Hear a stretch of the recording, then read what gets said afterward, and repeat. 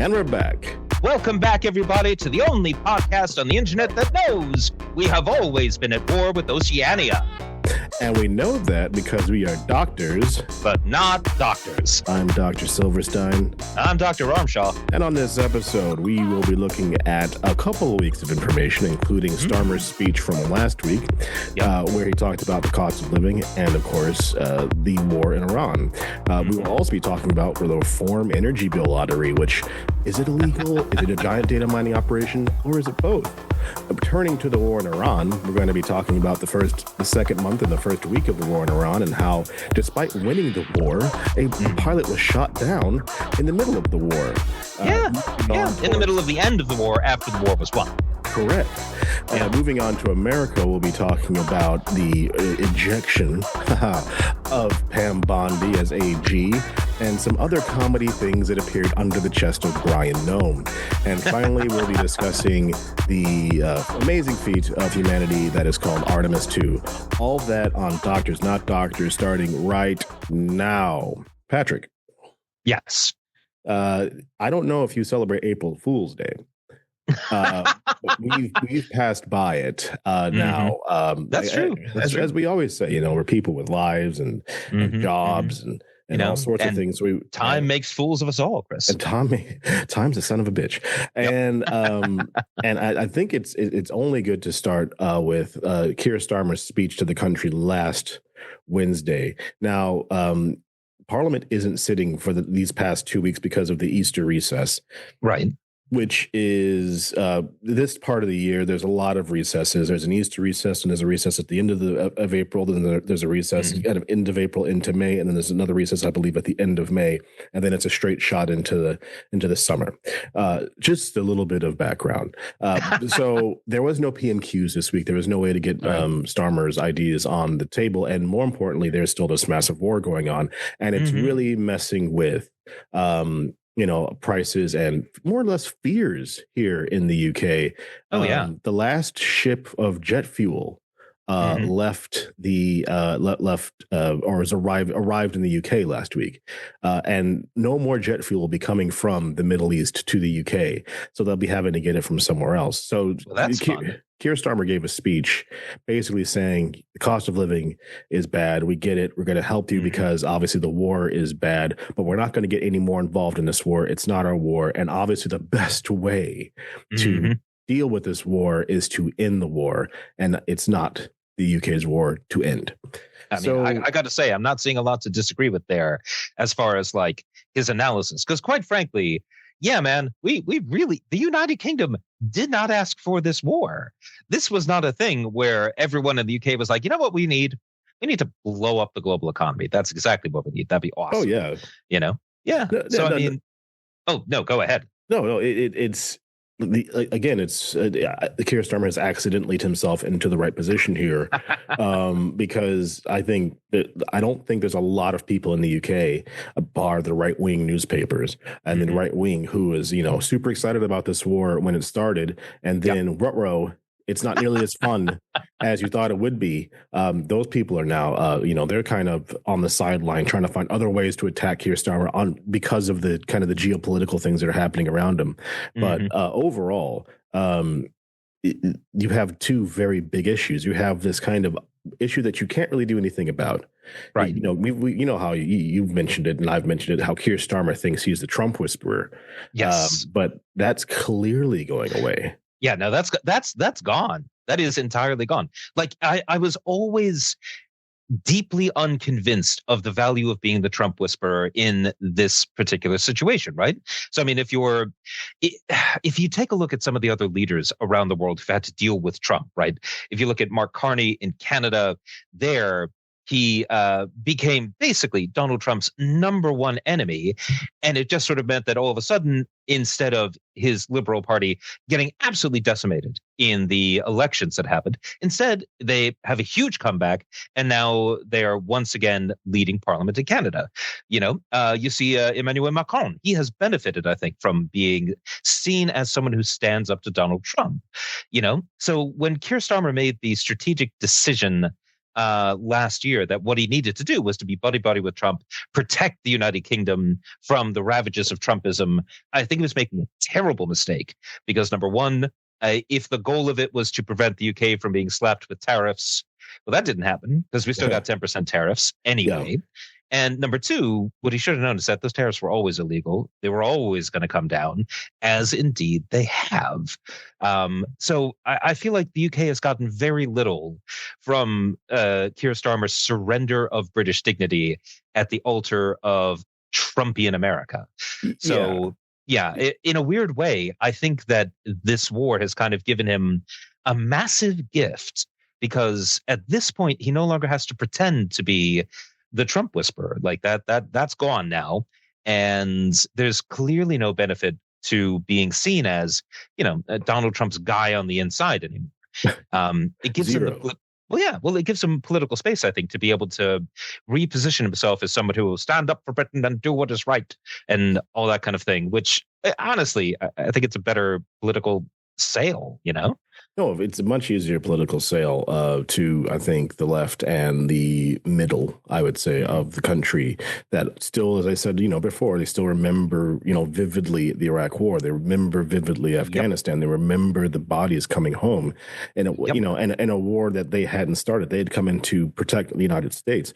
Yeah. And there's another reason for that speech, I believe. I mean, the speech was about the cost of living, but did he really need to make that speech at that time on the 1st of April? Kind of like in it politically horrible time to make any kind of speech on April Fool's Day, right?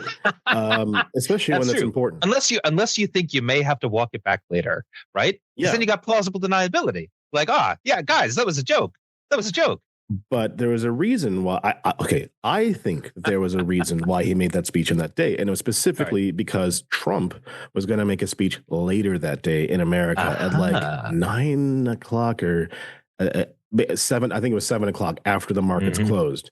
And throughout the past couple of weeks, at least a few days before this speech, there was this big kind of quiet murmurings that, well, not quiet. Trump had said, "I think it's time for us to consider our membership of NATO," and the rest of the world kind of did one like, "What's that now?" Yeah. And it's not. The sad part is that it's not entirely surprising that Trump would even say something like that, something that no American president would have said up to this point. Exactly. But basically there was this big Trump, had a tantrum because Europe wasn't throwing all of their resources into his war. Yeah. And what's that about, Europe? Why don't you want to sacrifice your blood and treasure? It's fun. Like exactly. It's like he must have assumed, or he was told, that once we start doing this, everybody else will jump in to defend us or to get on our good side so that we don't do. And obviously they're like, no, dude, we literally just stopped doing it. Like literally, like maybe 3 or 4 years ago, we literally stopped sending people off to die for you. So we're not going to redo that now. And so Trump's like, well, why the hell are we in NATO if they're not going to just do what I say when I say it? And again, that's it's the way that I view Trump and all of that MAGA team, their opinions and how they view the global politics and things like that. It's like a freshman high school or freshman college political science. It's like, dude, we've got the bomb. We could do whatever we want, right? Yeah. And then you have to teach them about mutual assured destruction. They're like, but we still have all the money. And you're just like, yeah, well, the dollar is the medium for international trade. So if people stop using it, then I guess we're fucked, right? But no one's ever, there's like no professor in the room that's like credible to tell them to shut the hell up and sit the hell down. Yeah. Well, and that's the thing, because what you're fundamentally describing and what I think links together people in the Trump administration with freshmen in a political science course is that neither of them have really sat down to think through what the other side is going to do. And it's a fundamental failure to think strategically, to think more than one move ahead, so to speak. If I do this, what are they going to do? Yeah. And if I respond, how are they going to respond? What is it that they want? What are they going to try to do? How do I respond to their actions, right? Yes. So and I think you're absolutely right to sort of point it out as they see America's power, which is real and very, very powerful indeed. But what they don't see is that the United States' power to a considerable degree, is the result of the relationships that it has with other states around the world. Yeah. And just to give you a quick example, right? Sure. The ability of the United States to bomb the hell out of Iran is to a considerable degree predicated on having the ability to, get troops and supplies to that area. And a lot of that comes down to having the ability to dock your ships at various places, the ability to station your troops at various places. Like, for example, the USS Gerald Ford, right? One of the United States' most advanced aircraft carriers. The one with the fire in the laundry room that ended up being a big problem for them. That tends to be a problem on any kind of ship. You kind of want clean undies if you're going to war. It's one of those creature comforts. Well, it is a perk of being part of the biggest and most powerful military in the world. You should have clean underwear. Right? Exactly. So obviously they had to get that fixed. Now, where did they go to get that fixed? Did they sail across the Atlantic all the way back to Norfolk, Virginia? No, obviously not. They went to Greece. Why? Because Greece is right the hell there, and America has basing rights because America is part of NATO. Yeah. So if the United States were to declare, man, we're taking our ball and going home, screw you guys. Yeah. The end result would be that America would lose its bases in Europe. It would lose its ability to act globally. It would be incredibly powerful in its hemisphere. Yeah. And that would be an America that has basically lost just a huge amount of its power. So, yeah. Well, it's the thing that we learn again in university and in late stage high school, spheres of influence. And to extend America's sphere of influence, you have NATO, and you have the ability for American ships to dock in different places and fuel and be safe when they're there, more or less. Yeah. But to remove the United States from NATO would be is nuts. But you still have, but because of who's in charge of the United States right now, it is not. It is something that you have to take seriously when it is said. So the speech is made that night by Trump, and there are a lot of people here who are saying, like, this is it. Like, we need to, like, this might be the most important speech of our lives. If America pulls out of NATO, hell, I would be very surprised if the next move wasn't, and we're joining the Russian alliance. And, yeah.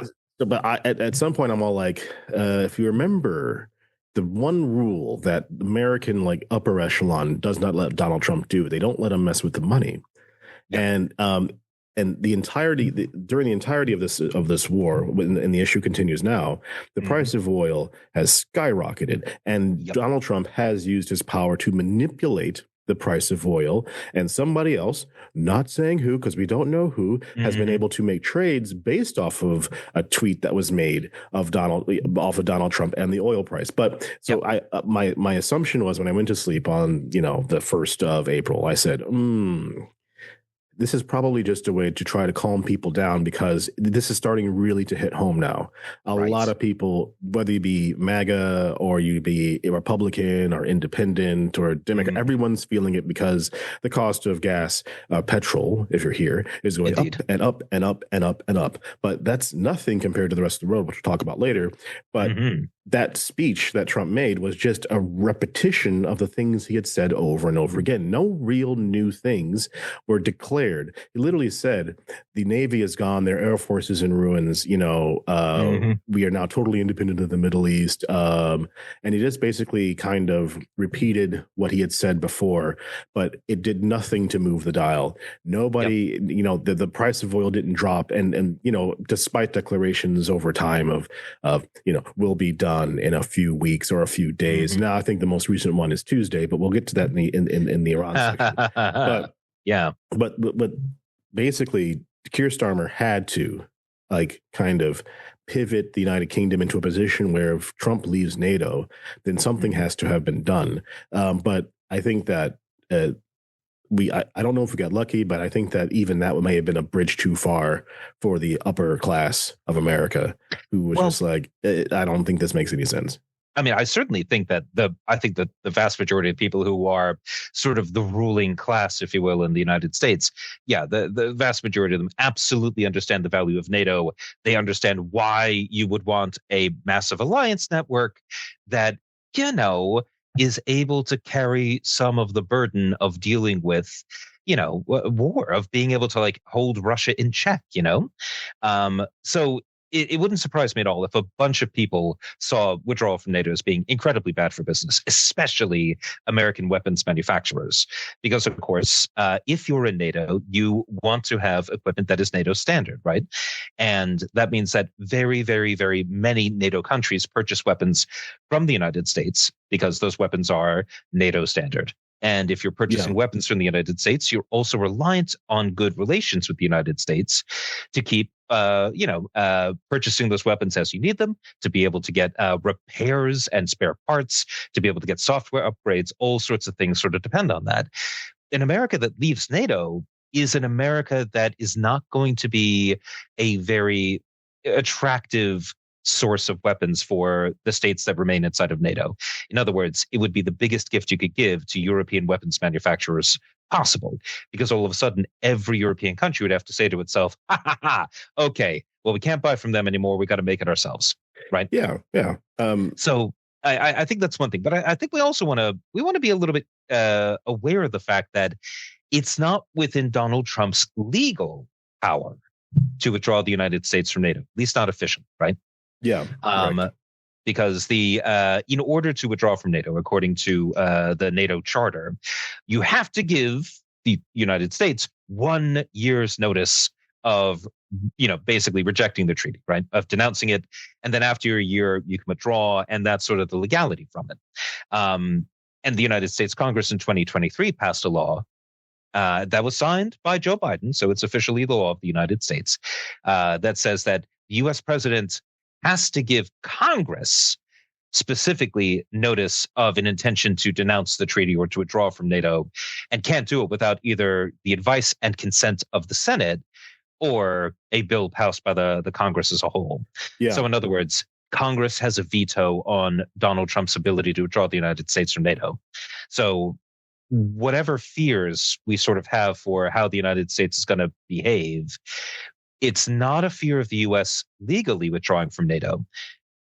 But that said, there's still the potential fear for the United States to do things illegally, because Donald Trump is a convicted felon and consistently breaks the law. So, with that, I think we've talked enough about that. Let's move on to the next stage here. All right. Again, sticking with the UK, because something else interesting happened. Was it this week, last week? You'll be able to tell me. But the Reform Party has decided to launch a lottery and if you sign up to sign up to this particular lottery, they will pay for your entire street's energy bills for 1 year.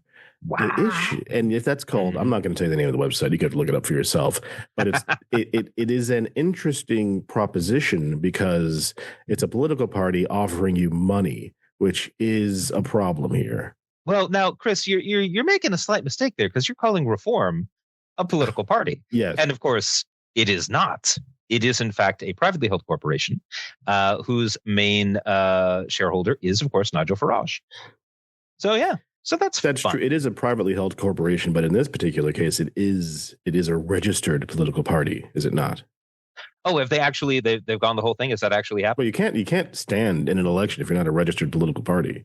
I suppose that's a good point, actually. When did they make that I must have. It's not a transition. You can still a political party. Sorry, we're about to have an argument on the thing. Okay, wait. Okay, so this is the deal. The deal is that Nigel Farage is the owner of ReformUK, which now is called Reform in 2025. It's a limited company, along with a guy named Zia Youssef, and the both of them control the party. So the issue isn't that they're not a political party, because they are a registered political party. That's how you get on the ballot.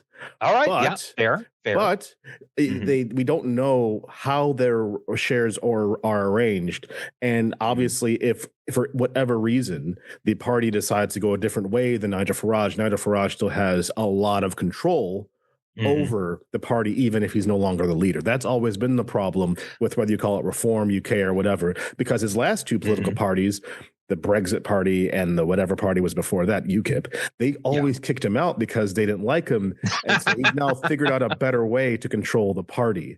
So that's the deal. So just to clarify then, what you're saying is that the main difference between Reform 2025 and other political parties is that in other political parties, who is in charge is determined by voting, whereas with Reform, it's determined by ownership.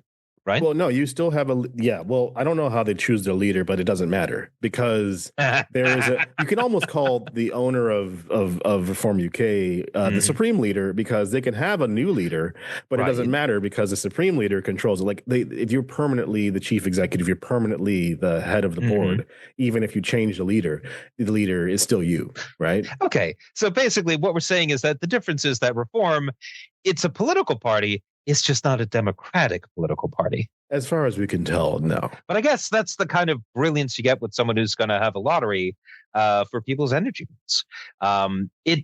So here's the thing. This strikes me as being, how to put this, not legal, Chris. Okay.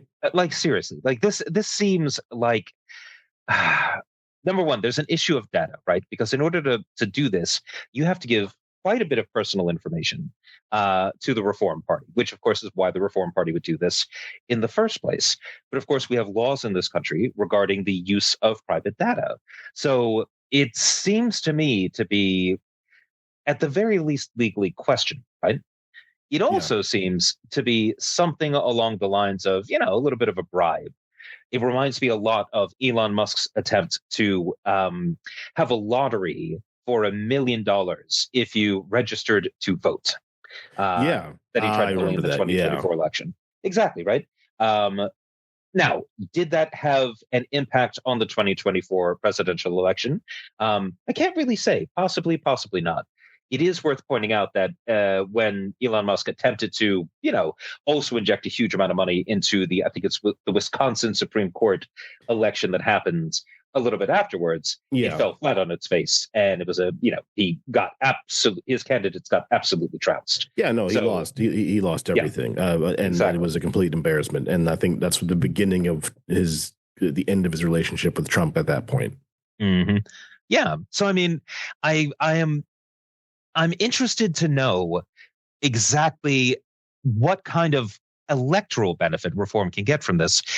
How much of this is sort of like purchasing goodwill by saying, we're the guys who are going to lower your bills by giving you a lottery that you can totally sign up for. And how much of this is, no, we just want to get a shit ton of people's data because then we can, market our party to them, and maybe, I don't know, sell off the data to data brokers. Who knows, right? Yeah, I mean, but that's the whole point. The whole point is it's not just to sell your information to data brokers. It's to do a very localized kind of, like find your vote. Right. But it's also showing people who are interested in your case. The issue is, like, if you were just to do this as a kind of a data information thing, there's nothing you can do about it. It's fine. It's the attribution of money that you attach the money to the to winning winning an award, and then it becomes basically trying to. It's almost like buying a vote, but you're not specifically. I don't think you're buying a vote. Right. It's very. You're not close. Saying. Yeah, you're not saying we'll give you this money if you vote for me. What you're saying is we'll give you this money. Also, vote for me. Yeah. It's effectively a giant advertisement, which is the weirdest part about this whole endeavor, which I hadn't heard about until you told me. But to me, it seems like it's a giant. It's a giant. It's a giant exercise in trying to try to find people's information, and I think it's I don't know if it's going to work because they've been trying to do stuff like this for the past couple of weeks. I don't know if you remember where they had like Reform at a petrol station at a forecourt, and they had lowered the prices of the forecourt. I guess they must have paid them a certain amount of money to reduce the prices, and they had the same issue there because they're basically just throwing their donations around, right? Yeah, right. Well, that's quite interesting, right? So on the one hand, maybe you could say that they're just being creative, right? They're just looking to think outside the box when it comes to, doing politics in this country. But at the same time, like, I don't know. I got some questions about where that money is coming from if they got that much to be able to sort of throw around on wheezes like this. Well, that's just it. I mean, Yeah. that's the whole problem, is that you have you've got this. There's no limit to how much money you can donate in the UK if you're from the UK. Right. So, if somebody wanted to pay for, an entire street's energy bills, first off, I have no trust in that system at all. And there's no way that, like, if you accidentally do your way into like a London street as opposed to like a street in Merthyr Tydfil and like in Wales, those energy costs are going to be wildly different. And that's quite true. So if I was them, I'd be like, well, I already know who's going to win this, Yeah, I do have to wonder just how random the winners of the lottery are going to be, Yeah. And I think that's the issue, is that, like, I wouldn't trust this thing as far as I could throw it. There's going to be a lot of people throwing their money at it. Is it going to be, a real giveaway? And then if that's even legal, and obviously they're not going to go into the legalities of it on their website. Right. They're just going to get that money. It's kind of like your party who got all that money from people. And now it seems to be, it's just kind of sitting in limbo as to what it actually is. Yeah. No, fair enough. Right. So, yeah, we will be keeping an eye on this, basically, because it seems, I don't know, it seems like the kind of thing that is probably going to be a bigger story later once the lawyers have really had a chance to go to work on it. Well, I think it's going to be I think it's going to be a big story when we get the winner.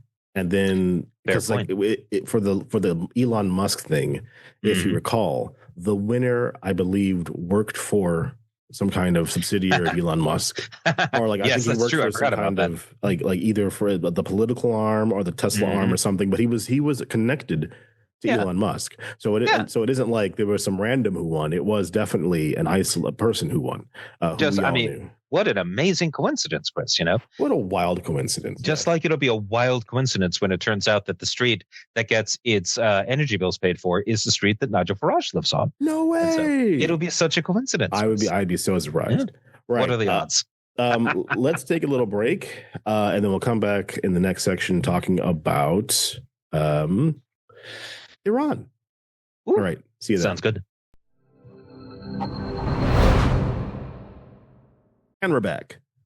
Time to turn our attention towards, the calm, easy, perfectly reasonable area of the world known as the checks notes. Oh, right. That's right. The Islamic Republic of Iran. That's right. We're entering the first week of the second month of this total war of choice by the president of the United States, Donald John Trump, hallowed be his name. And let's never forget that the United States is winning this war. It has won the war. The Iranians have no ability to do anything to the United States, and the United States can just walk across the country of Iran at will. And I'm just getting this note in an F-15 was shot down. Oh, well, that doesn't sound like the kind of thing that happens after you've established air supremacy, Chris. No. Oh dear. We could be a bit flippant about it now because we'll just skip to the end, and both the pilot and the weapons officer on the flight, they survived and they've been recovered. But their F-15 was shot down in Iran. They had to eject out of their plane, and they had to get found and basically escape capture. In fact, the Iran Revolutionary Guard Corps, the IRGC, had apparently a $15,000 bounty placed. Oh, way higher. Wow, it was like $60,000. Woof. Okay. That's considerably more than I thought. It was. They were like, we will pay you whatever money we have left. We just have to. Basically, that's raiding the piggy bank right there. Yeah, but so I mean, they were offering a considerable cash award for anybody who would help locate and then capture that downed weapons officer, who apparently was injured, was armed only with a sidearm, basically, and then was able to get away from the crash site or from wherever he landed from ejecting, and then hide in a mountain crevasse before being located, apparently by the CIA, and then picked up in an operation, which in a weird history doesn't repeat, but it sure does rhyme, situation.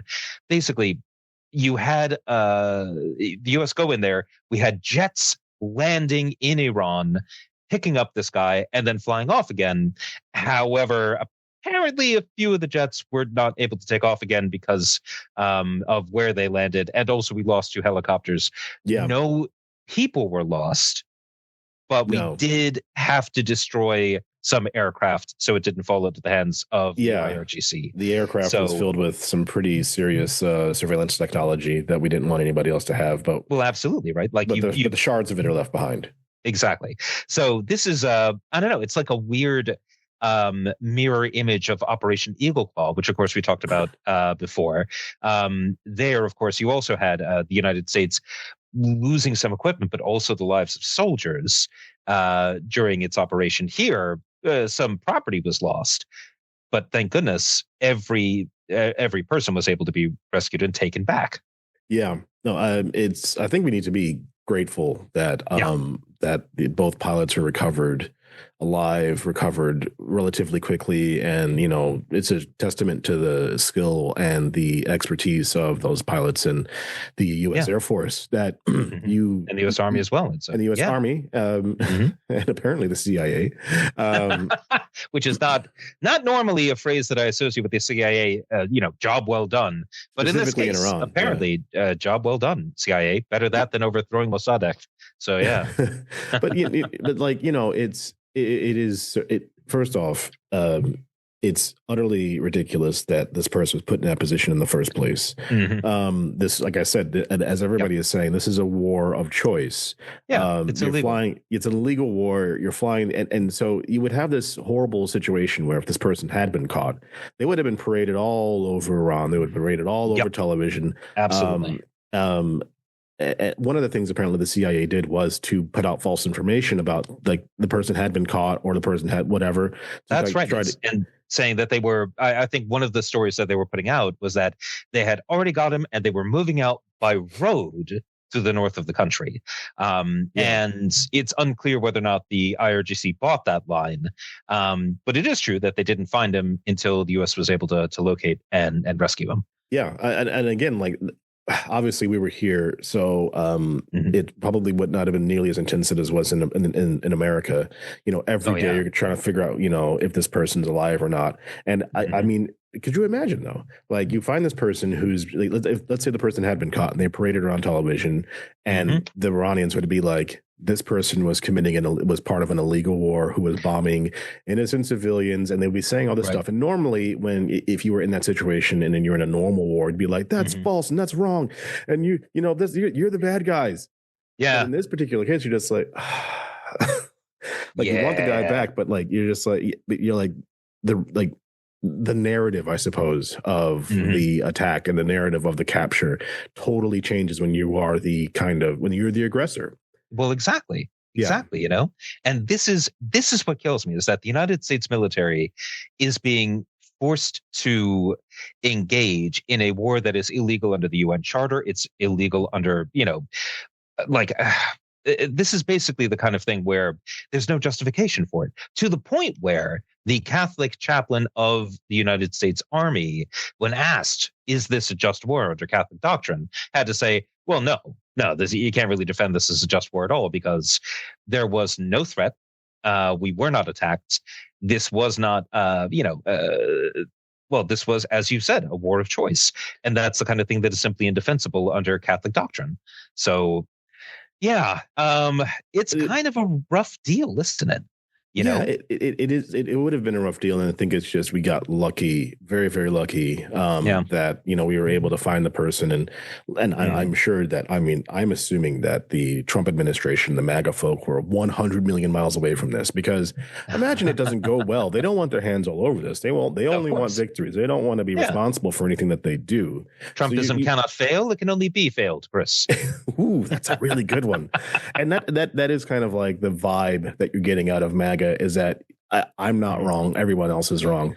I'm not wrong, the children are wrong. Exactly. Exactly. So I mean, it was good that that one's for Sam. So it's good that the missing pilot was recovered. It's sad that we I was really concerned about having that person paraded on television. Yeah. I think there was a time. I think that here in the UK, I think somebody had been shot down and they were paraded on television during, I think the Iranian. I'm sorry, the Iraqi war.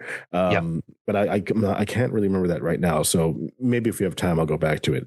But this does come into it. Like I think what we'll talk about next is the massive price shocks. Now. So I think when we say price shocks, I think we need to kind of explain what that really means. So in the UK and the US, you're seeing like gas over like petrol or gas, depending on which side of the Atlantic we're talking to at the moment. It's all right. We're bilingual on this podcast, Chris. We speak both British and American. Yes. So in America, you're seeing some places you're seeing $7 a gallon. Some places you're seeing $4 and $5, or it used to be $3. In the UK, I don't drive, so it's a little bit different for me. But it's getting like to what, the 150s or something. Oh, that's a liter. So you're still talking about more than you're going to be paying in America. But in Southeast Asia, where a lot of this Iranian oil goes to first, right? Like I saw a report on CNN that had $15 a gallon, $15 a gallon for gas. Woof. So when we say, go ahead. Well, I mean, it's that's the thing. Like on the one hand, I think we need to be careful in terms of talking about what we're seeing here, right? Because on the one hand, yes, this is the kind of thing that you're going to see when you have a massive supply disruption. But it's also important to remember that although it's absolutely true, the vast majority of the oil that comes out of the Strait of Hormuz is destined for China. It's destined for Asia. It's destined for that sort of part of the world.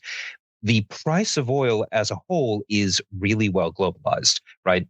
So what we're sort of seeing is the initial stages of, I think, of a supply shock that's going to be working its way through the system. Right now, what we're seeing is a huge gas shortage in Asia, and that's going to push up prices massively there. But the thing is, that's going to last right up until Asia starts putting in, requests for oil from, say, the United States, starts putting in requests for oil from other parts of the world.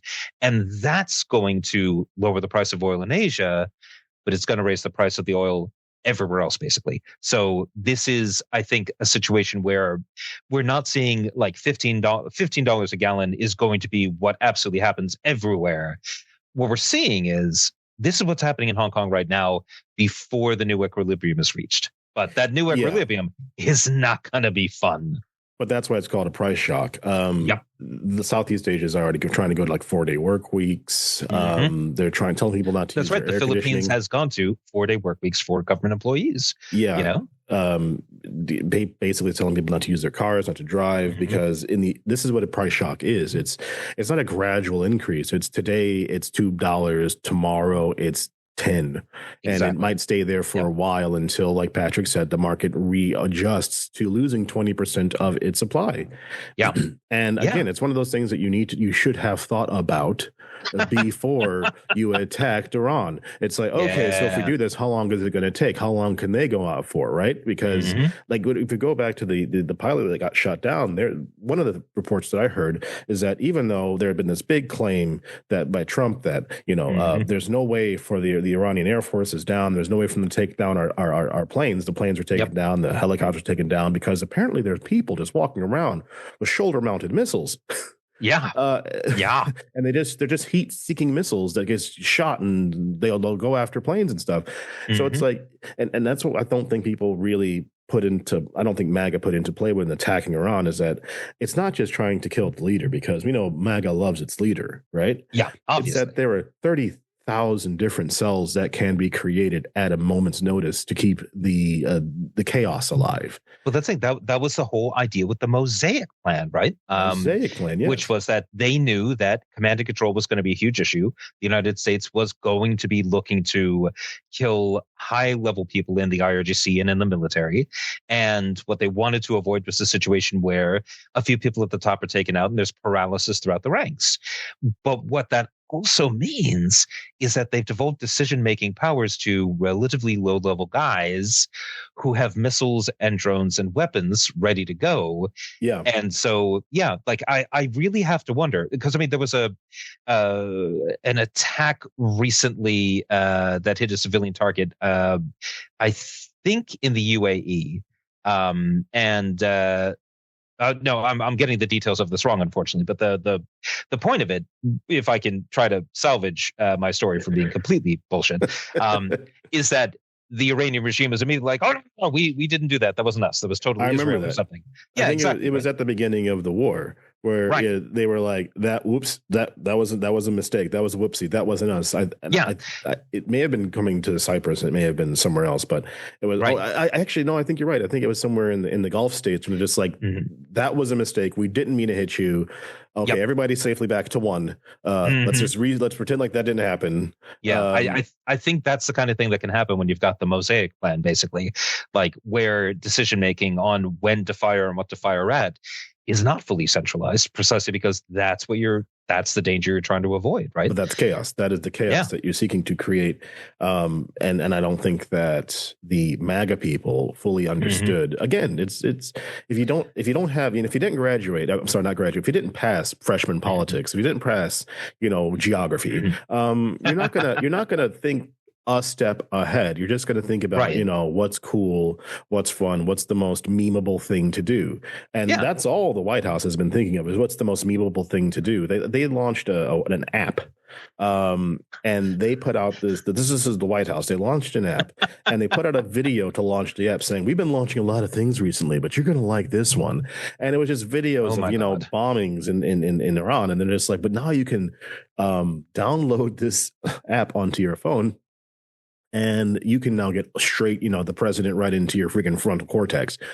Now, the question is... You can watch people being killed in real time.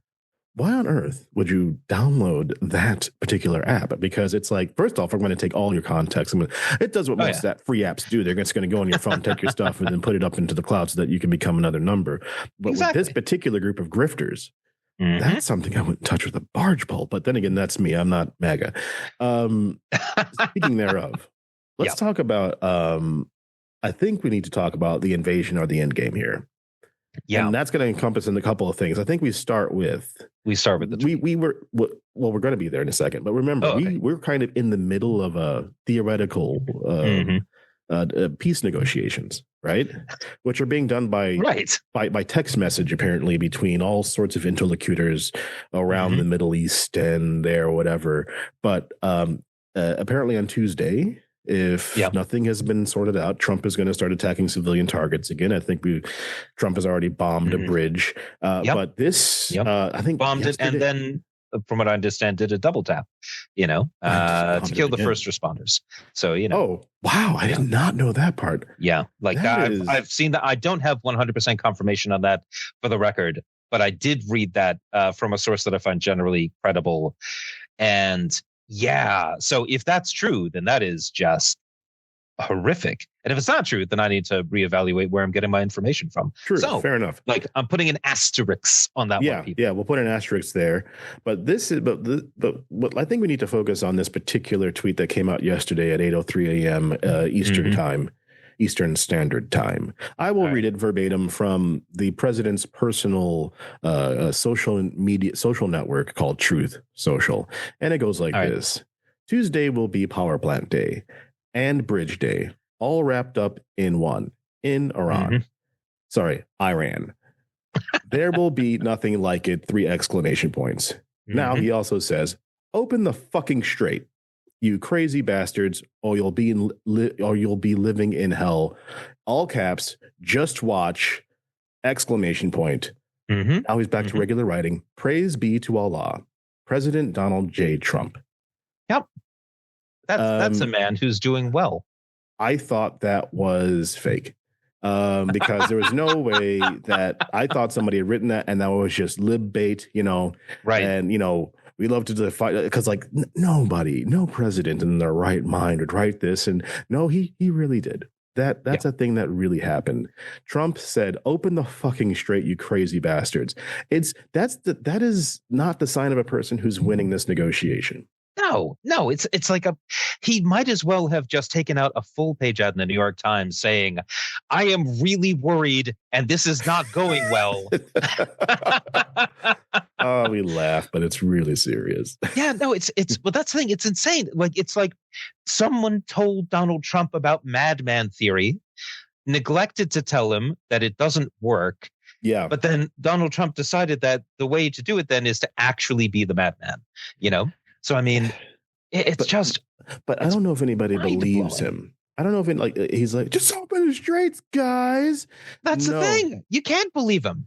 Yeah. Who could possibly take this man seriously, who constantly threatens and bullies and bluffs and walks back and chickens out and then sometimes doesn't chicken out? There's no way to know what he's going to do. No. So his threats don't work. And that's the problem with issuing threats. If someone calls you on your bluff and then you don't go forward with it, what you've done is you've said to everyone, and you should never believe me again. And I am no longer a threat. I mean, right. This is... Or at the very least, like if you issue a threat and no one knows what's going to happen, if you don't do what he says, or even if you do what he says, right? Yeah. Then there's just no edge whatsoever to obeying. No. I mean, but this is, I think, part of the further degradation of American power that Trump has directly contributed to. Yep. I mean, again, in these past year and a bit, he will have done more damage to the American American standing in the world than any president has done so far. Well, I mean, normally presidents don't try to damage America's standing in the world, Chris. They try to increase it. This is more along the lines of he's done more damage to America's standing in the world than the Soviet Union did during the entirety of the Cold War. You know? Oh yeah. No, I mean, and right now the only real options are like basically everybody knows that Trump has a short attention span, and this has been going on for 2 months. Yep. So, and he wants to move on to something else. Obviously, he was told lies by whomever's around him. Maybe even somebody, I'm not going to go there. I was going to say something Russian related, but I'm not going to go Russian related. What I think is like what has to happen is some kind of he needs to be able to pull out, but he can't. He needs to be able to stop, but he can't, because as soon as America just turns tail and leaves, Iran is beaten. The biggest and most powerful army on earth with a couple of shoulder-mounted rockets and some really mean, AI-generated videos. Yeah, no, the story that I will say some of the videos that they've been releasing they have shown a particularly keen understanding of what's going to play on the American internet. Like, it's actually like pretty impressive. I don't know, well done. Whatever basement dwellers. Russia is clearly helping them do this. Russia is clearly helping. That's probably true, actually. Like that's they're too deep into the psyche of the American. It's almost geared directly towards MAGA. Like if you're not a fan of Trump, you're just like, this is embarrassing. But if you're MAGA, you're like, that's really funny. Yeah, and like that's using Legos, for example. I mean, it gets going straight to the 13-year-old boy. Yeah, seriously. So I will say this about Trump's basic dilemma. I think aside from, a failure to think strategically, aside from a naive belief that the United States can do what it wants and everyone else will have to do what he says, I think one of the big issues that we're sort of seeing here, and this is a bit more serious, is that what we're also seeing is the continuation of the absurd and discredited idea that you can win a war purely through air power. Oh yeah, well, I think that's just an idea to keep winning elections and votes. Like, there's no way that this is ever going to work via bombing them into the Stone Age. Well, that's the thing. Like, it's if you think about the end of the Second World War, right? America is able to bomb Japan. It bombs Japan repeatedly, massively. Like huge numbers of Japanese cities are destroyed. Yeah, and this goes on for months, right? And as horrible as the atomic bombings were in Nagasaki and Hiroshima, the casualty figures pale in comparison to the firebombing of Tokyo, for example. Yeah. So, I mean, it's not like the United States was not trying to get Japan to surrender through the use of air power. Yeah. It's that air power alone, at least arguably until the dropping of the fricking atomic bombs, was insufficient to force the Japanese, dictatorship to agree to terms, right? Right. And so, this is one of those situations where I think it's just been this idée fixe right? This fixed idea on behalf of so many military planners that you can have your cake and eat it too. You can impose your will on other countries through the use of military force, but through a mechanism that means way fewer people are subject to getting killed on your side, and through a mechanism that doesn't require, boots on the ground and all the rest of it, right? Yeah. And it doesn't work, and it hasn't worked, and it's not going to work here. And so Trump is really stuck with the problem of either lose this war or launch a ground invasion of Iran and then lose the war. That's it. It's the Endgame or invasion. Yeah. It's, either you're going to throw a lot of bodies at this and still have to pull out with the tail between your legs, or you just pull out now and you take the hit, although the hit is going to be massive because you basically have the end of Vietnam, or you got out before the beginning of Vietnam, but you had already done a lot of damage. And this is all in an election year. It's pretty impressive. If you are, let's pretend for a moment, Chris, that we are Democratic political operatives operating in the United States, and our goal is to gain seats in the legislature for our party. And if that's your job, you have probably been popping bottles of champagne every 5 minutes for the last several weeks, because what has been happening? Donald Trump has launched a war that is deeply unpopular. He did not prepare the American public for it. When he finally does give a speech, 5 weeks in, he says nothing of any note, and everyone is like, well, that was useless. Yeah. The consequences of this war, aside from, several dead American soldiers, as well as the loss of, a large number of, pieces of military equipment, as well as getting rid of just a shit ton of our arsenal, right, in terms of missiles and what have you. Even aside from that, the war itself is driving up prices throughout the United States. And then, and this is my favorite bit, Donald Trump is putting out a budget request for Congress. Yeah. And in this budget request, they are asking for an extra $500 billion for the military. Yeah. Paid for by slashing all to hell basically everything else that the government does. So do you like science, Chris? Because we're cutting half of the science budget, Yeah. So and then when asked about this, and this is the bit where you really want to open the champagne as a Democratic operative, right? Yeah. When asked about this absurdity of a bill, Donald Trump said, "We can't afford health care. Yeah. We should let the states do that. We can only afford to go to war." Yeah. So we can only afford war. He's saying out loud to the American people everything that the most ardent left-wing critic of the Republican Party has been arguing for decades, but has never been believed on. No. Because it's absurd to think the Republican Party is there to steal your health care and blow it all on foreign wars. And yet here's Donald Trump saying, oh no, that's literally our bag, man. that is the whole plan. Let's call it there, because I don't want to run too far over. Fair. Let's I think talk about one last thing, because it's more about Iran than it is in America.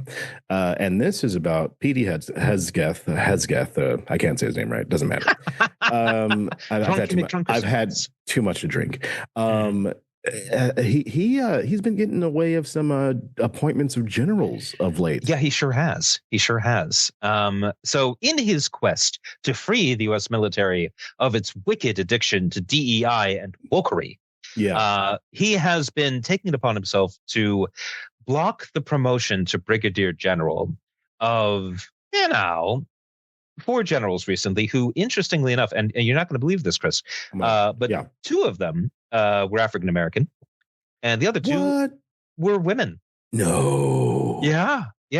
I can't believe it. I know it's but surely they were low-level captains, and they didn't see any real combat tours anywhere of any significance, and they weren't. They were on the list of promotion because they were at the top of the list for promotion because they were good at their jobs and well respected, and that's how you promote people in a meritocratic institution. Like this is literally just Pete Hesgeth attempting to bring white supremacist Christian supremacy to the American military. I got one better for you. Oh, go So on. the Army Chief of Staff, who I believe also left last week, Yes. was also pushed out last week by Captain Petey. He sure was. It's written here saying the Army Chief of Staff, this is a tweet from a guy named Mike Levin, the Army Chief of Staff, a combat veteran with tours in Iraq and Afghanistan. Yep, General Randy George, I believe. Yep, amazing name. Asked Pete Hesgeth why he was blocking the promotions of 2 black officers and 2 female officers who had earned them. PDH refused to answer because he's the Secretary of War, and then he fired him. Yeah, because and this is why people are getting kind of concerned about an invasion, because they're saying, okay, well, listen, the adults in the room are telling you not to do this because it's fucking nuts. But the 13-year-olds who run MAGA, for the memes and the clicks, like, it'd be cool to see, it's like Call of Duty when I walk in there from the safety of my room on my couch, I'm in my chair and I can shout abuse at somebody online. 100%. Yeah, but this is like the reality of what's happening is it's actually quite terrifying. But the fact that, again, like there's all these different avenues of attack on both, people of color, women, whatever. In addition to this war, it's like I almost get the feeling that they're trying to cram as much as they can in now because they see the writing on the wall. Now, that's an interesting statement. So if you're familiar with Tim Snyder, who's an academic out of NYU, I believe. So he's he's one of those people who is an academic who talks about politics. He's big. He's as these people go, right? Yeah. He's been saying that we should be looking at this as, and it's not the only one. This is Pete Hegseth attempting to sort of stack the military, right? Yeah. So under what circumstances would you ever consider firing the top general of the army in the middle of a war? Yeah. Right. Like, it's the craziest thing to do that, especially because he fired him without having a replacement ready to go, which is insane. It is 100% insane. It's the kind of thing you do if you don't understand what a chief of staff does. Right. Yeah. It's the most ridiculous thing. So obviously he's not doing it for military readiness. He's not doing it for, any kind of legitimate purpose. So what kind of illegitimate purpose could he be doing it for? Well, maybe he really just is 100% committed to, firing all the black and female generals. And even though Randy George is a white man, well, he's just not, he's a race traitor or something like that. Maybe that's Hex's thinking, but perhaps maybe it's that they're planning something and they want the military to do something that would be illegal in the run up to the election. So, and that is a terrifying thought. Yeah. Unfortunately, with that, we'll have to wait and see. We're going to take a little break, come right back for the last part about the good old US of A. We'll be right back. And we're back. Woohoo! Yeah. So again, we've taken a little bit of extra time this week to record, so we're a little bit behind on some things, but this one thing is very, very big.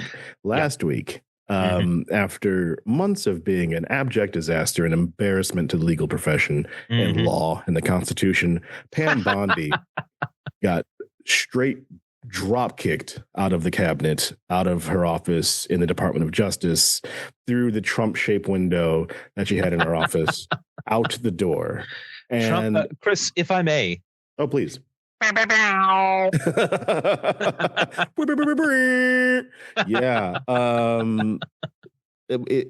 It's I think a testament to every single person who pledges loyalty or does with something for Trump. They all think that they're going to be different. He treats them differently, just like his wives. Like, I'm going to be, he's different when he's with me. And yet I remember in the first term, all those people that he drop kicked out of his administration, or they left because they're like, this is nonsense. But Bondi, I mean, her performance at her last performance at the in Congress. Before Congress, right? Like, was a disaster, and yet the Dow is at 50,000. We were talking about the victims of Epstein, and she's talking about the stock market. Yep. And when asked to turn and look at some of Epstein's victims who were in the room, Yeah. and wanted to know why she, was protecting, pedophiles and all that kind of thing. She refused to do it. She refused to even turn around and look at them, Pam Bondi is going to go down in history as the worst attorney general of the United States to this point. Of course, because well, we don't know who's coming after, but maybe it's Lee Zeldin, maybe it's Todd Blanche, Chris. There's so many options for people who might actually be worse than Pam Bondi. Like, there are plenty of options, and the problem is that you have to go worse. You have to go lower than her, and she did everything that she was asked. She was like, before the election, we're going to get those Epstein files, and we're going to get those pedophiles, and all those demon Democrats, and all those actors. And then she gets in there, and either she looked at them the first time, or she already knew, because she was the AG in Florida. So she looked at them the first time, I already knew, and she got in there. She's like, "There's nothing here." I don't know. I don't know where you had heard that there was Epstein files, but you didn't hear it from me. I definitely didn't say it on your podcast, Rogan, or your podcast. 13-year-old boys. I just don't know what's going on. Like, and that went on for what, like 4 or 5 months, just pretending like there were no Epstein files. No, it's ridiculous. Well, the thing is, right, in February, I believe it was February last year, right, she on Fox News said, the Epstein files are on my desk and I'm going to be releasing them. Yeah. And then she made a big hullabaloo where she released the Epstein files to, a bunch of right-wing influencers. And all of the right-wing influencers who got their files looked through them and realized, oh, there's literally nothing new here. Oh, what no. the shit? Yeah. You're part of you're part of the lie now. And it's go ahead. They didn't run with it. They didn't go with it. Instead, they were pissed. And I think that was the beginning of the slow collapse of Pam Bondi, because at that point, that's when everyone started saying, hey, where are the files actually? And you're right, she stonewalled for months and months and months. And then finally, Congress passes a law and Trump signs it, and they still stonewall, and they still refuse. They break the law. They actively break the law, but they know that the Congress, the Republican-controlled Congress, is going to back them. But that one thing when you talked about when they walked out with those binders, it's like, we've done it. We've gotten, I think they said part 1, the Epstein files part 1, and it was like there's a scene in I think it's called Man on the Moon. It's the Andy Kaufman movie with Jim Carrey. Yes, that's right. And Andy Kaufman, I think he gets lung cancer, and he's trying to figure out ways to save himself, and it's like terminal lung cancer. And he finds this guru in, and I think about this scene a lot, this guru in India or something. And so he flies all the way out there, and there's this big line of people, and I assume there was some money paid. And then you see this guy, and he takes his hand and he kind of digs into this person's chest and pulls out this kind of gross, growth or whatever. And then he throws it out, and it's just like, oh, wow, that's amazing. And so psychic surgery is the term for that. Oh, thank you. And then Kaufman, Carrie, they lay down on the table, and the guy digs his hand, puts his hand on his chest, and inside of his hand there is a red kind of rag, and he squeezes it and he pulls it out, and he's like, "Oh, I found the thing." And then and Kaufman just cries, because obviously that was it. He dies, right? Yeah. And the thing is, do you then stand up and tell all these people who this is their last hope, that this is a fraud? You're fucked, or do you just kind of let the thing play out? And that's what I think they had to do in that moment where they're holding these binders, because all of these guys are part of the Manosphere grift. They're part of the MAGA grift, and they know that there are people who are watching them who pay $20, a go to send in comments, are seeing these binders. And the binders are saying, and tell us what's inside the binder. And you can either say, sorry guys, it's a massive grift, you just wasted all your money and a bunch of rubes, or you can try to pull it sideways. Or I guess in this case, I think they kind of did a weave where they're like, you need to give us a little bit more, Pam Bondi, because we're not going to tell our paying fans, because I need that cash because I'm a grifter. This isn't enough. We can't go to them with this, because this is nothing, And that's the thing. I really don't know what they thought they were going to do. So I can't believe that Pam Bondi had read through the files, figured out, oh, there's nothing in here but incredibly damaging things to exactly the people who are running the government right now. I'm going to go and tell everyone we're releasing the Epstein files. I have to believe that she went onto Fox News and said, they're on my desk. I'm reviewing them right now, because she hadn't bothered to look at any. Like, I have to Or believe that she was just fantastically lazy and incompetent. no, I think You know? they just assumed that the media apparatus that elevates and protects these people, that protects Trump and protects Bondi and MAGA, would just let her say that they have the files, and that would be the end of it. I think there must be an assumption in MAGA world at the very tops that the media organizations only work for them, and therefore they're never going to ask them hard questions, right? But they forget that the coalition of people in MAGA who are you have your supremacists, whether Christian or white, you've got a lot of conspiracy theorists, and like and a couple of other people, but they're not all held together by the same string. They're but one of the things that did hold them together was Epstein, and she completely fumbled the ball on that one on purpose, I imagine, and it's no longer she's no longer any good, so she's getting kicked out, which means she no longer has a presidential protection, because this is what's an important part about her removal. When Kristi Noem, who we'll talk about in a second, got kicked out, she had a job as the director of SHIELD, or the Shield of Americas, if you remember. Yes, that's right. Yes, that's right. They made her they gave her SHIELD, which how's that doing? I wonder. Well, who knows? But when Bondi left, all Trump said was she's getting a job in the private sector. You'll hear more about it in a few weeks, which means she got shit canned with nowhere to go. But they have to find a way to keep her on a leash to make sure she doesn't go off and basically tell the world what's happened. I mean, I don't know if she can. I don't know if that would be wise for her, because the thing is, like, she's working for a criminal. She has violated the law in office, right? So, like, she has not received a preemptive pardon from Donald Trump, right? So you don't need to fob her off of the job. You just need to remind her that until Donald Trump gives her the pardon, she's potentially in danger. Oh, yeah. No, actually, that's a good point. Until she gets the pardon, she's very much under the spotlight. Let's move on real quick to another really interesting thing about Easter, because Easter's just passed, and with almost no fanfare about the Passion Play in Trafalgar Square. But in America, the Secretary of War, PDH, had Whiskey Pete had an Easter like celebration, but it was a bit weird because he only let like Protestants or something, like no Catholics were allowed in the thing, which is that's really interesting, Chris, for a few reasons. It is not entirely surprising to me that Pete Hesgeth would be anti-Catholic.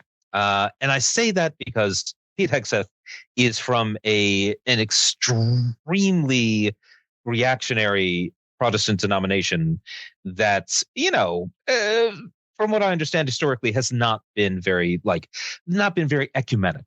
Like, does not see things as an ecumenical matter, if you get what I'm saying. Right. So, what is a little bit surprising to me, though, is that he would decide that he was going to hold an Easter service with no Catholics invited whatsoever. Because one of the stories of sort of American conservative Christianity for the last several decades has been an alliance between the evangelical Protestants and the sort of counter-revolutionary Catholic right. Like the people who are anti-Vatican II, the people who sort of saw, Francis as being, a horrible Marxist, stealing the throne of St. Peter, and who are not at all fans of the current Pope, Leo the 14th. Yeah. So it's interesting then that you would see this kind of like sectarianism rearing its head again, because there's quite a few members of MAGA who are part of that extreme right-wing Catholic movement. What the most famous of whom, of course, is the Vice President J.D. Vance, a convert. And that's actually the thing. A lot of the extreme right-wing Catholic movement, or at least those who seem to be the public face of it, are precisely people who converted to Catholicism. Cards on the table. I was born a Catholic. My dad was a Catholic priest. It is a long story. But so I grew up in the church, and I grew up in like the sort of progressive, left-wing, social justice focused part of the church, right? So I've always sort of seen like the extreme ultramontane Catholics as being, they're part of the church and all that kind of thing, but like they're a bit weird.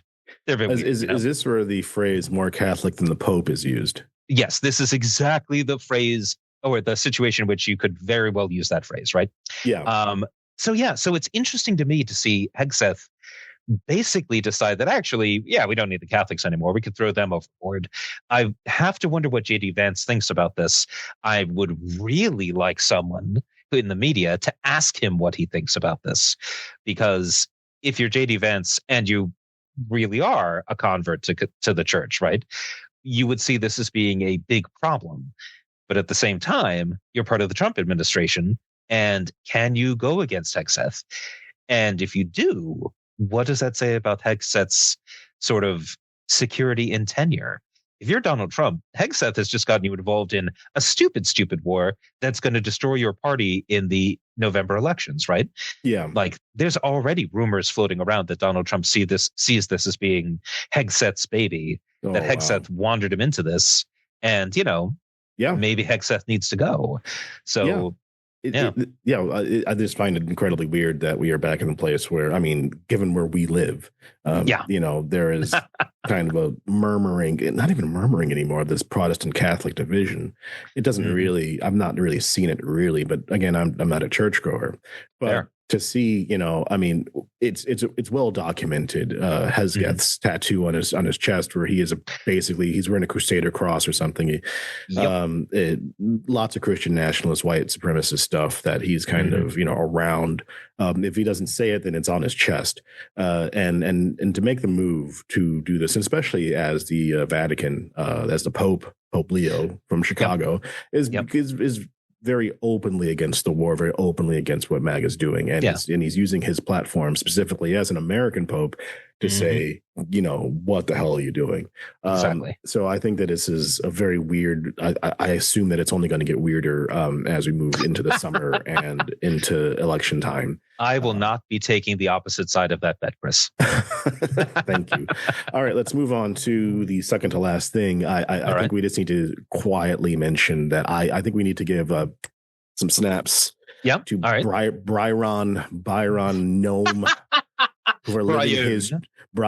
Gnome for living his true self. Exactly. I don't think that he expected it to be as loud as it is now, but it's out there. And, if that's the way you want to live, my guy, get out there and fucking do it.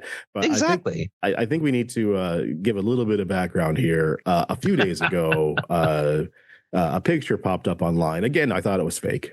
And it's because it was from the Daily Mail. I thought it was double fake. Right. It turns out it was true. It was the husband of Kirsty Noem, Brian Noem. And the reason we're saying that is because his name is spelled Bryon, Noem. Apparently like to go online and do like bimbo cosplay, where he would put on, but I could just basically say Lululemon, tight-fitting ladies' clothes, and the key factor in all of this are his giant pair of comedy breasts that he would wear like balloons, basically. He would put underneath the shirt. And the picture gets out, and it turns out that this guy's leading this completely separate life. And it'll be shocking because I know he's a conservative, and conservatives just don't do this. You never hear about secret conservative lives where they have secret, affairs with dudes. Exactly. And it's not been a trend over the past, I don't know, 50 years, but or longer. But I personally was surprised. But you know what? Listen, just be out there and do your thing, man. Unfortunately, I'm pretty sure, isn't Noam the one who was, I'm going to put this generously here, flying a lot with Corey Lewandowski? Yes. It must be stated that there were rumors, lots and lots of rumors, which appeared to be somewhat well sourced, stating that for the last several years, Kristi Noem and Corey Lewandowski, Donald Trump's one-time, head of his campaign, basically in 2016, have basically been in an openly having an affair for years at this point. Now, again, allegedly, I want to be super clear that I'm not stating any of this as a fact. No. I am stating it is my opinion that they were almost certainly having an affair for several years. That's, it's the only conclusion I can come to, in my opinion, based on the evidence that I've seen. So it is very interesting that after that has come out, then Noam's husband's picture emerges out of nowhere. I think he was having conversations in Tinder or Grinder or one of them. I don't know, man. I might be wrong with that, but it was just like man was getting freaky on the internet. What else is the internet for, Chris? and yet, Mag will be voting against, I guess now, giant comedy breasts in a few months. And anyway, that's just a bit of weirdness in that world. I think we need to end on a lighter note. Thank God. What we talk about often and all the time. Lighter than balloon boobies, Chris? They weren't light. I don't know how light they were. A few days ago, the Artemis II space capsule ship launched from Cape Canaveral, and with 4 people on board: Reed Wiseman, Victor Glover, Christina Koch, and Jeremy Hansen. Koch. I don't know how to pronounce her last name.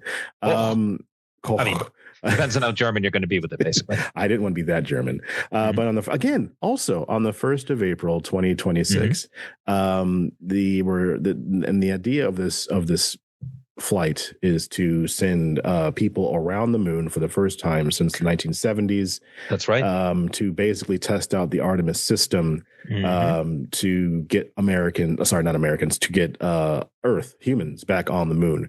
This is an international flight, by the way. One of those guys is Canadian. This isn't just an American endeavor anymore. And I was a kid who was a huge sci-fi fan, but I was a huge space fan. Still remain a huge space fan as well. To the point where I played Kerbal Space Program as an adult. Okay. All right. But I think we just need to take a moment and just I think it's a weird time to say that we're lucky to be alive to see this thing happen in all the different ways that it can happen, either on YouTube or on television or whatever, just to watch a new rocket that take 4 people into space, not strapped into their chairs and and like going on a joy ride, but to actually go and gather data to be able to, like, they're going to be visiting not just the dark side of the moon, Chris, which is already very cool, but they're also going to be orbiting around like the southern pole of the moon, and that's fascinating because I understand there's water there. Well, that's the whole point. The whole Artemis program is to basically put a human base on the moon. And there's also supposed to be a space station above the moon that's going to be a waypoint to get people to Mars. So this is like a multi-decade project. And the only way to have a base on the moon is to have water. And they believe that there is water on the southern pole of the moon, which means that eventually in 2028, there will be a manned mission to the moon. And to getting to the south pole of the moon is actually pretty hard because you have to you burn a lot of energy in order to get there and a lot of math to figure out where exactly we're going to land. And they have to put the base and the people in a certain place so that it's not, in the ice cold, like super freezing temperatures of the shadow of the moon, but also not in the burning hot temperatures of the sun. That's the thing. Like the dark side of the moon does not, like, there are portions of the moon that simply don't get sunlight, and those portions are not warmed by anything else. Like the Earth has an atmosphere. That atmosphere is warmed by the sun's radiation. And so even in areas that are not, directly in the path of sunlight, you're still going to have retained warmth as well as retained warmth that's coming in from, the fact that the Earth is volcanically active. That's what the ozone layer is for. The ozone layer keeps in the heat. Exactly. A little bit too well, some might say, given the carbon that we're pumping out, right? Oh, it's gotten better. Anyways, we'll get back to that. But the moon has none of that shit. It is not volcanically active. There is no center of it that is pulsing out heat. Any heat that it's getting is really just coming in from the sun. So, the bottom of the moon, that could be just, it's just incredibly cold. It's fantastically cold, which is why there might still be water there that hasn't boiled off the surface of the moon. And I watched actually a video from Hank Green, famed YouTuber, who I recommend if you're into science and stuff like that. But so one of the things he pointed out there was just how incredibly important these missions are going to be for us understanding the moon, because the last time we were there was over 50 years ago. The That's technology right. we had, 1972. well, that's the thing. The technology we had at that time was basically nothing, you know? Our watches have more technology than the Apollo missions had. 100%, our phones right? are basically supercomputers compared to what they had. I mean, my God, right? So the opportunities to take recordings, to take data, to put new instruments on the moon that can actually start, taking a look at things. They're just sort of like, there's all these massive opportunities that can happen here. And I will leave with this one final fact that I found mind-blowing. The oldest Earth material that we have ever found was found on the moon. Ah, yes. Because, of course, the moon is the result, it seems, of a collision between our planet and another planet, which knocked out a huge chunk, which created the moon as we know it, right? Yeah. And so because the moon is not volcanically active, those rocks stayed on Earth. Rocks that old are long gone. They've sunk into the magma. They've melted again and been reformed. Yeah. The moon, oh no, once it's there, it kind of stays there, right? Yeah. Yeah. So the opportunities to learn about the origins of Earth, the opportunities to learn about sort of what Earth was, they're just absolutely mind-blowing. So if you're listening to this by the end, thank you very much. But if you have a clear night on the day that you're listening to us and you see the moon and you're listening to us, we're recording this on the 6th of April. So for the next few days, if you see the moon, know that there are four people up there spinning around it, doing research, taking pictures, and hopefully inspiring generations of children to keep, exploring space. And hopefully there'll be people down here who are going to keep democracy alive, to keep that program going. Yeah. Because we need to keep exploring. People, I love NASA. I obviously that people have opinions on the utility of a space program, but humans are explorers, and we need to continue exploring. I think it gives us a purpose. So, as always, I'm Dr. Silverstein. I'm Dr. Armshaw. And we are doctors, not doctors. Good night.